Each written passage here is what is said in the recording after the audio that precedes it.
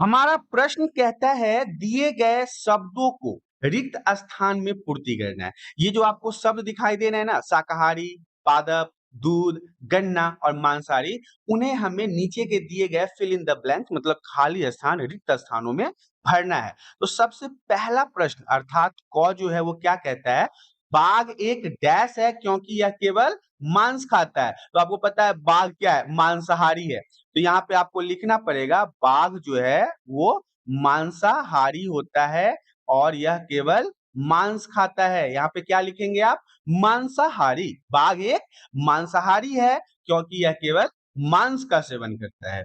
दूसरे नंबर पे आता है ख में कहता है हिरण केवल पादप उत्पाद खाता है। पादप मतलब ये सिर्फ पेड़ पौधों को ही खाता है, इसीलिए इसे क्या कहते हैं, अब जो पेड़ पौधों को खाता है उसे हम क्या कहते हैं, शाकाहारी कहते हैं। ध्यान से देखिएगा, हिरण केवल पादप उत्पाद खाता है इसीलिए इसे शाकाहारी कहते हैं। तीसरे नंबर पे क्या है, तोता केवल डैश उत्पाद खाता है। तो तोता क्या खाता है, तोता केवल पादप उत्पाद खाता है। तोता मांसाहारी नहीं होता, पैरोट जिसको इंग्लिश में कहते हैं, वो सिर्फ पादप उत्पाद खाता है, मतलब पेड़ पौधों से उत्पन्न चीजों को ही खाता है, इसलिए आप इसमें पादप लिखेंगे, पादप उत्पाद को खाता है।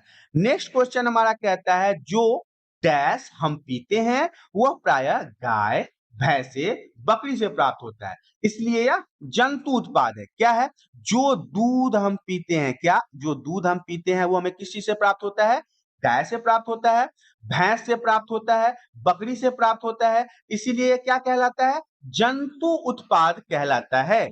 अगला प्रश्न हमारा कहता है हमें चीनी डैश से मिलती है, हमें चीनी गन्ने से मिलती है। ये बात याद रखिएगा, चीनी जो है अक्सर किस चीज से बनता है, गन्ना से बनता है। यहाँ पे आपको क्या लिखना है, गन्ना। हालांकि आपको मैं बता दूं चीनी जो है वो चुकंदर से भी बनता है, लेकिन यहाँ पे आपको जो ऑप्शन में दिया हुआ है वो गन्ना का नाम दिया हुआ है, इसलिए आप इसे गन्ना के रूप में देखेंगे। तो पहले में क्या लिखेंगे, बाघ एक मांसाहारी है क्योंकि यह केवल मांस खाता है, हिरण केवल पादप उत्पाद खाता है इसीलिए इसे क्या कहते हैं, शाकाहारी कहते हैं। तोता केवल पादप उत्पाद खाता है मतलब पेड़ पौधे वाली चीजों को ही ये खाते हैं। जो दूध हम पीते हैं वह प्रायः गाय, भैंस या बकरी से प्राप्त होता है, इसलिए हम इसे जंतु उत्पाद कहते हैं।